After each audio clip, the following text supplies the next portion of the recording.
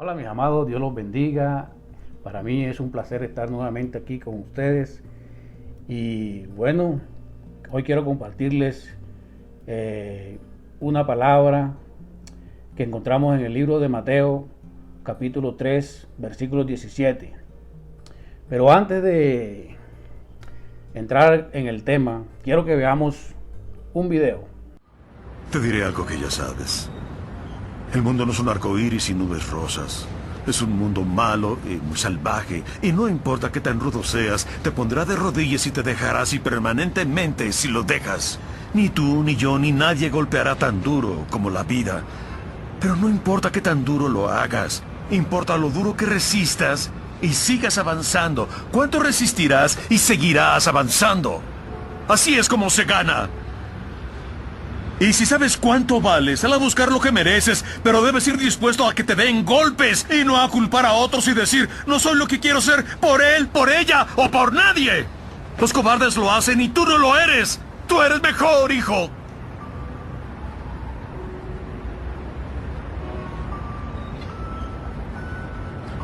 Siempre te amaré sin importar nada. Sin importar lo que pase. Eres mi hijo y mi familia. Eres lo mejor de mi vida. Pero hasta que empieces a tener fe en ti, no tendrás una vida.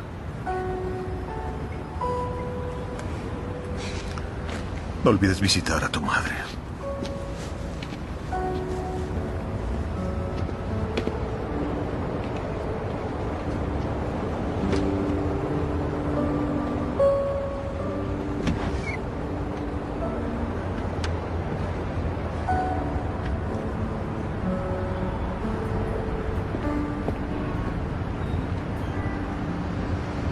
Bueno, y como dice la palabra en el libro de Mateo capítulo 3, versículo 17, y hubo una voz de los cielos que decía, este es mi hijo amado en quien tengo complacencia. Y hoy quiero enseñarles bajo el título Hijos amados. El contexto de este pasaje nos dice que el Señor Jesús venía de Galilea hacia el río Jordán, a donde estaba Juan el Bautista bautizando a los judíos. Y resulta que cuando Jesús llegó al río Jordán para ser bautizado, Juan el Bautista se oponía a bautizar al Señor Jesús. Y el Señor Jesús pues le manifestaba a Juan el Bautista que debía cumplir toda justicia. Por lo tanto, era necesario que fuera bautizado por Juan el Bautista. Y ante esta situación, pues Juan bautizó al Señor Jesús. Y una vez el Señor Jesús fue bautizado, dice la palabra que descendió sobre él el Espíritu Santo de Dios como paloma.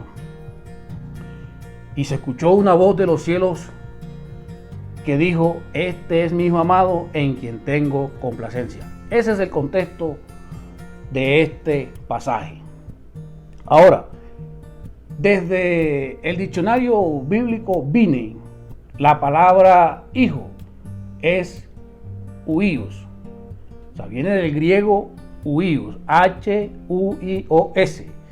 Y esta palabra significa la relación de la descendencia con el progenitor.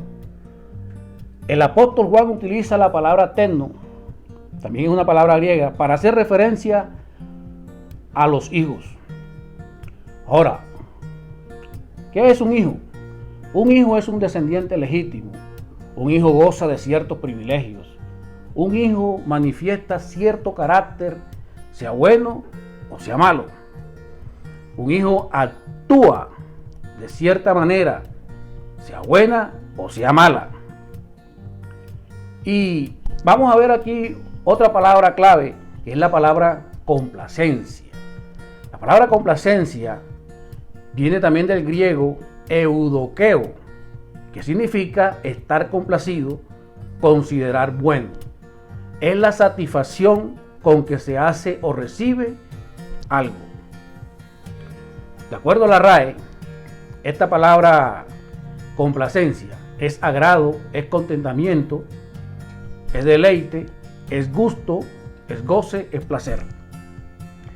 Pero para comprender esto, voy a hacer una breve explicación de lo que ocurrió en el principio, es decir, en el Génesis, en el huerto del Edén,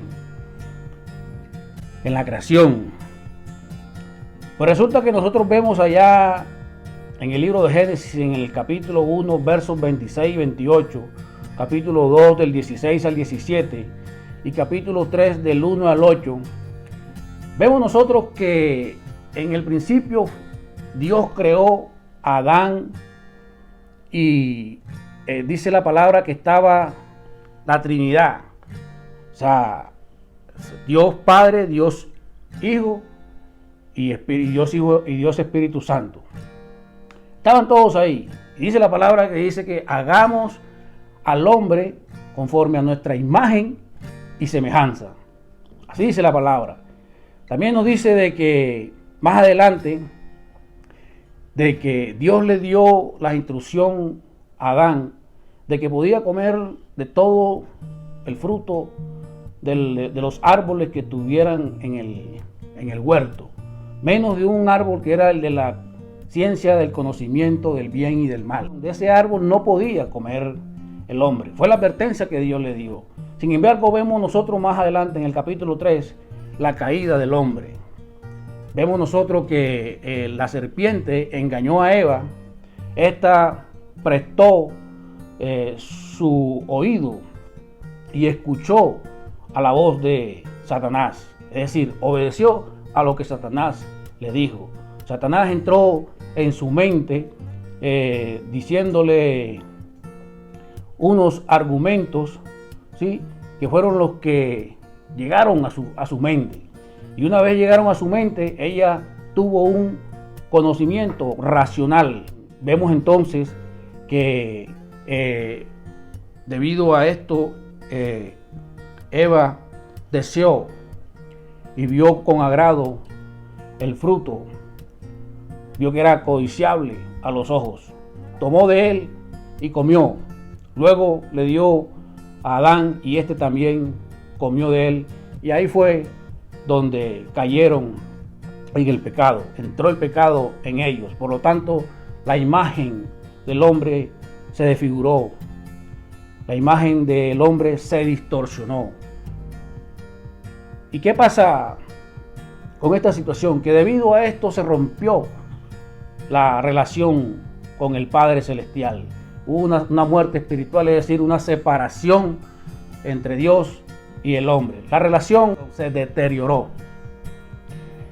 Y entonces vemos a Dios que mostró su amor para con ellos cuando cogió pieles de animales y los vistió, es decir, para cubrir su pecado. Ahí vemos el amor de Dios y vemos el perdón de Dios hacia ellos. Y esto mostraba que para que hubiese remisión de pecados tenía que haber derramamiento de sangre. Pero esa sangre tenía que ser una sangre de un cordero sin mancha, una sangre de un cordero perfecto. Y en vista de esta situación es por eso que vemos nosotros al Señor Jesucristo hacer la obra de la cruz. Es decir, vemos a nosotros que el Señor Jesucristo fue y tomó el lugar de ese cordero.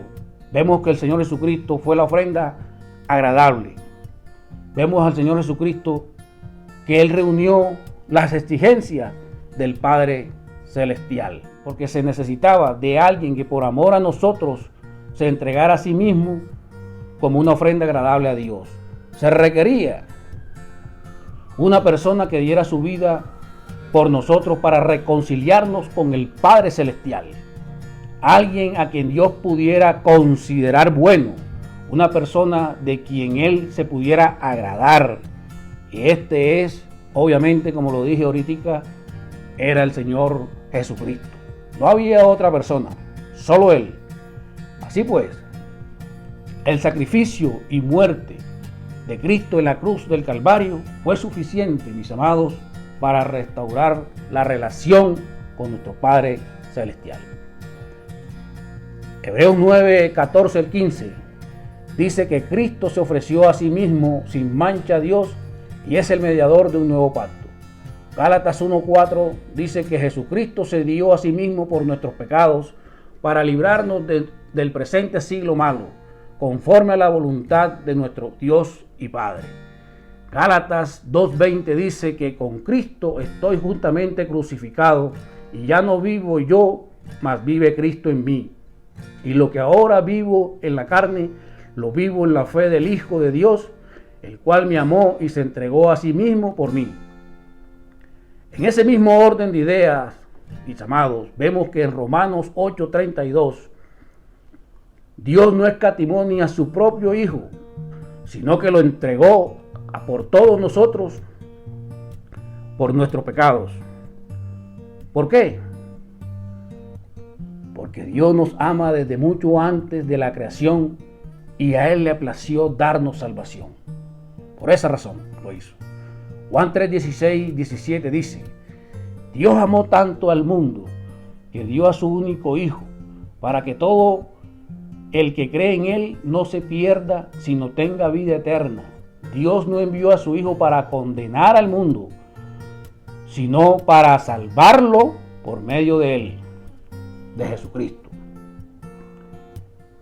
Teniendo en cuenta lo anterior, mis amados, observamos que Jesucristo es el Hijo amado en quien Dios tiene complacencia. Él es ese hijo amado. Por eso es que toda la gloria es para Cristo, porque Él cumplió todas las exigencias de nuestro Padre Celestial. ¿Por qué?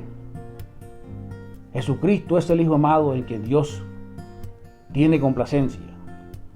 Porque en la vida y muerte de Jesucristo, en la cruz del Calvario, la gloria de su condición humana se manifestó en la obediencia perfecta como el segundo Adán. Miramos nosotros que el primer Adán no fue obediente al Padre Celestial, pero vemos el segundo Adán que sí obedeció. Y vemos nosotros la absoluta sumisión a la voluntad de su Padre. Jesucristo se sometió absolutamente, por completo, a la voluntad del Padre Celestial. Y así debemos ser nosotros también. Ser obedientes como Jesucristo, someternos a la voluntad de su palabra. Cristo se hizo obediente hasta la muerte y muerte de cruz. Él glorificó a su Padre en la muerte y Dios lo glorificó en la resurrección. De esa manera nosotros fuimos también glorificados, porque nosotros fuimos resucitados por medio de la fe en Cristo Jesús. Juan 13, 31, 32. Jesús dijo: ahora es glorificado el Hijo del Hombre y Dios es glorificado en él. Si Dios es glorificado en él, Dios también le glorificará en sí mismo y enseguida le glorificará. Filipenses 2, 8 y 9, Pablo dice: y estando en la condición de hombre, se humilló a sí mismo, haciéndose obediente hasta la muerte y muerte de cruz, por lo cual Dios también lo exaltó hasta lo sumo y le dio un nombre que es sobre todo nombre. Y vemos nosotros en Mateo 3:15, objeto de este estudio, en la Nueva Biblia Vida, Jesús dijo: Juan, bautízame porque nos conviene cumplir lo que Dios manda. O sea, el Señor Jesucristo tenía claro lo que debía ser. Tenía claro que debía ser la voluntad de Dios. Y la voluntad de Dios es ir a la cruz. O sea, Jesucristo tenía claro que tenía que ir a la cruz y morir en la cruz del Calvario por todos nuestros pecados. Y obviamente eso fue lo que hizo. Vemos a un Señor Jesucristo que obedeció a Dios en todo. Un hombre que anduvo en esta tierra en su condición humana sin pecado, sin mancha. amó a su Padre siempre.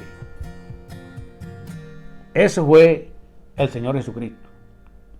Y esa es la manera como nosotros debemos obrar también. Así que en consecuencia de lo que Cristo hizo en la cruz del Calvario, veamos lo siguiente, mis amados. Número 1, somos hijos amados de Dios por la fe en Cristo. Óigase bien, somos hijos amados de Dios por la fe en Cristo Jesús. Juan 1, 12, 13 dice: mas a todos los que le recibieron, a los que creen en su nombre, les dio potestad de ser hechos hijos de Dios. Gálatas 3:26 dice lo siguiente: pues todos sois hijos de Dios por la fe en Cristo Jesús. ¿Qué significa esto, mis amados? Pues esto significa que nosotros nos convertimos en hijos de Dios, o sea, en hijos legítimos de Dios, desde el momento en que creemos en el Señor Jesucristo. Es decir, desde el instante mismo en que damos por hecho cierto o verdadero la obra que Cristo hizo en la cruz del Calvario, así no tengamos evidencia de lo que pasó. Nosotros somos hijos amados de Dios, porque somos fruto de su amor, somos fruto del sacrificio perfecto de Cristo en la cruz. En consecuencia, somos herederos y coherederos de todas las promesas de Dios, mis amados. Mire la gran noticia: herederos y coherederos de todas las promesas de Dios, es decir, de todo lo que está en la palabra de Dios. Primera de Juan 3, 1, 2, la Nueva Biblia Vida, dice lo siguiente: miren cuánto nos ama el Padre, que somos llamados hijos de Dios, y de veras lo somos. Como la mayoría de la gente no conoce a Dios, tampoco reconoce lo que somos. Sí, amados míos, ahora somos hijos de Dios, y no podemos ni siquiera imaginarnos lo que vamos a hacer después. Pero de algo estamos ciertos, que cuando Él venga, seremos semejantes a Él, por lo que veremos tal como es. Gálatas 4:7 dice: así que ya no eres esclavo, sino hijo, y si hijo, también heredero de Dios por medio de Cristo. Romanos 8:17, la Nueva Biblia Vida, dice lo siguiente. El apóstol Pablo está hablando aquí: y como somos hijos, somos herederos, herederos y coherederos junto con Cristo. Pero si compartimos su gloria, también hemos de participar de sus sufrimientos. Óigase bien, de sus sufrimientos. Aunado a lo anterior, mis amados, por la fe en Cristo, nosotros hemos nacido de nuevo. El viejo hombre murió y ahora ha nacido un nuevo hombre en nosotros, un hombre interior. Nosotros hemos resucitado juntamente con Cristo, mis amados. Hemos pasado de muerte a vida. Nosotros nacimos de Dios, nacimos de un nacimiento incorruptible. ¿Y cuál era esa simiente? Jesucristo. El genoma de Dios, de nuestro Padre Celestial, está ahora en nosotros. Mire lo que dice 2 Corintios 5:17. Somos una nueva criatura en Cristo Jesús. Primera de Pedro 1:23 dice lo siguiente: siendo renacidos, no de simiente corruptible, sino de incorruptible, por la palabra de Dios que vive y permanece para siempre. Nosotros nacimos de esa simiente incorruptible que es la palabra de Dios. ¿Y la palabra de Dios quién es? Jesucristo. Es muy fácil decir que somos hijos de Dios, mis amados. Sin embargo, nosotros muchas veces invalidamos esta verdad cuando nuestro actuar es contrario a la voluntad de nuestro Padre. Cuando en medio de ciertas circunstancias en nuestra vida, nosotros nos llenamos de miedo y entonces desfallecemos y nos apartamos de la fe. Muchos hacemos eso. En vez de seguir avanzando, en vez de proseguir hacia la meta, en vez de seguir creciendo espiritualmente, en vez de seguir madurando en la fe, lo que hacemos es que tiramos la toalla, retrocedemos, echamos para atrás y nos alejamos, volvemos atrás. Pero los hijos de Dios no somos de los que retrocedemos, sino de los que avanzamos, de los que vamos de triunfo en triunfo, de gloria en gloria, de victoria en victoria, por la fe en Cristo Jesús. Muchos decimos ser hijos de Dios, pero en ciertos escenarios obramos mal o en nuestra propia prudencia y no conforme a la palabra de Dios. No obstante, como hijos amados de Dios, no practicamos el pecado, porque nosotros nacimos de Dios. Esa es la razón por la cual nosotros, los hijos de Dios, no andamos en ese mismo círculo vicioso siempre.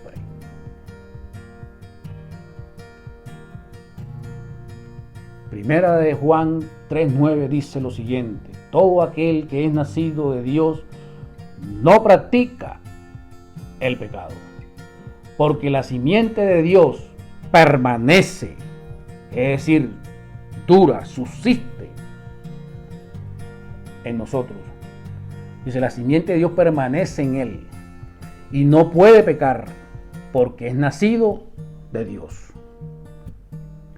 Filipenses 3:14 al 16 en la Nueva Biblia Vida, el apóstol Pablo dice: háganlo todo sin quejarse ni pelearse, para que nadie pueda reprocharles nada y sean hijos de Dios, sin culpa en medio de gente mala y perversa. Entre esa gente ustedes brillan como estrellas en el firmamento. No se aparten nunca de la palabra de vida.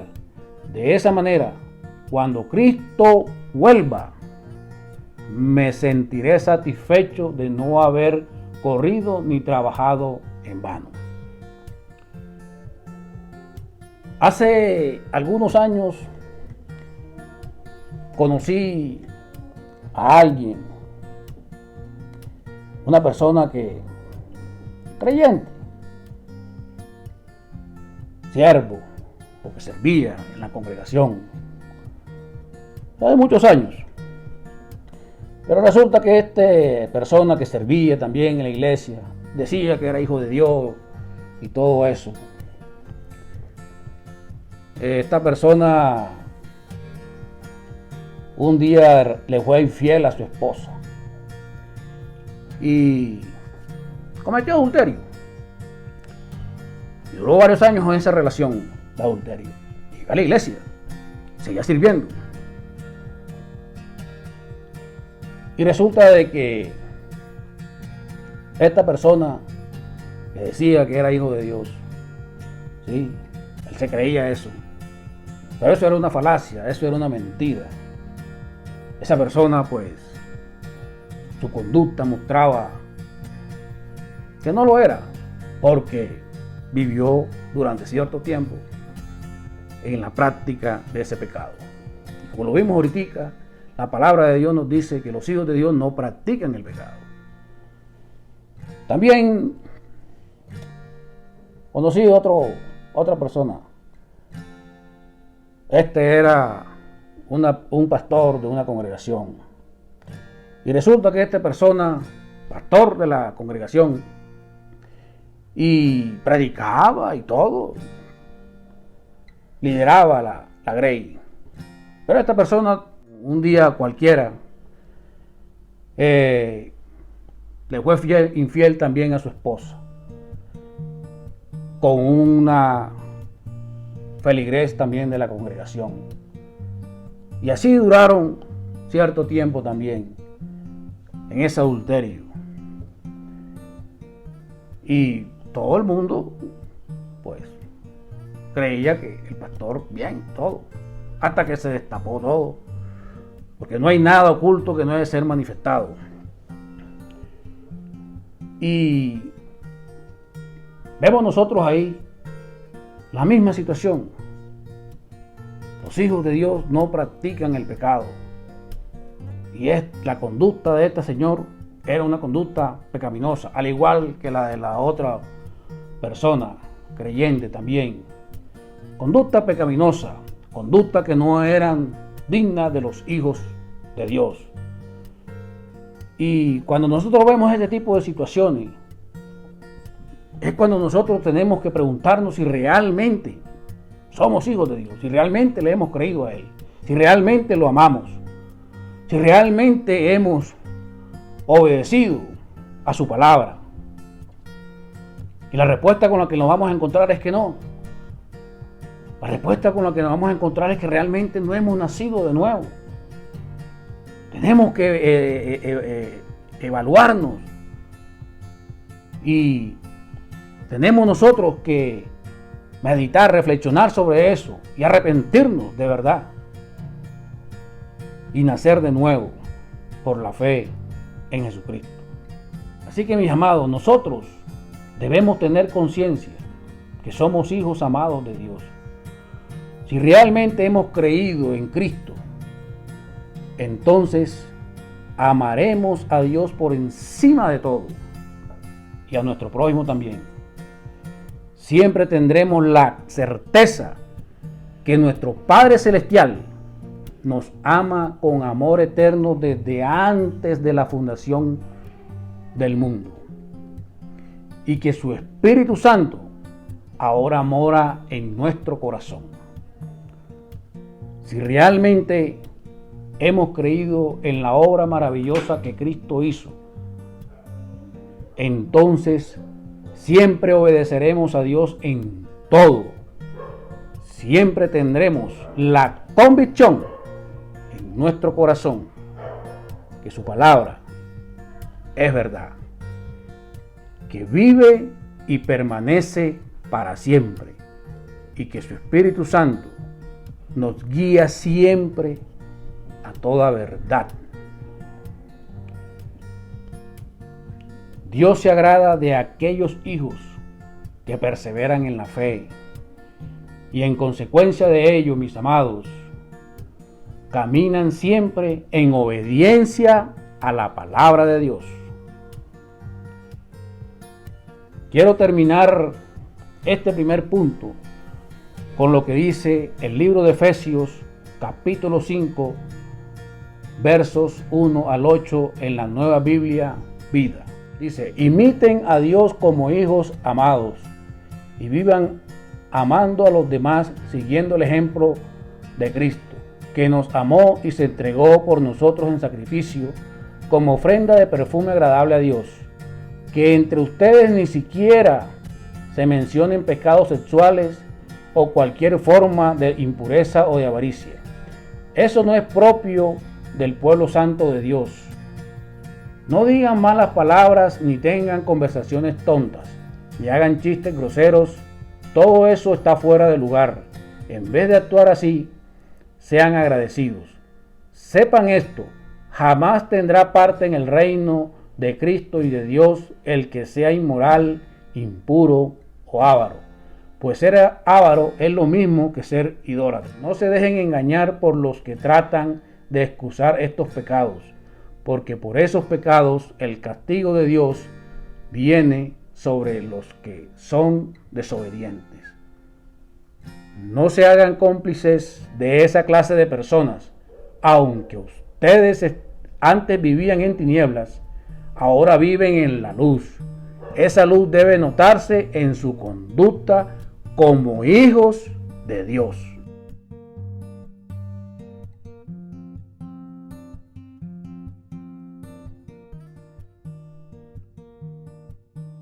Pues bien, mis amados, esto ha sido todo por hoy. Y bueno, aquí culminamos esta primera parte de este tema. Nos vemos en otra próxima oportunidad para continuar con el segundo punto de la enseñanza sobre este tema. Dios los bendiga y nos vemos pronto. Chao, chao.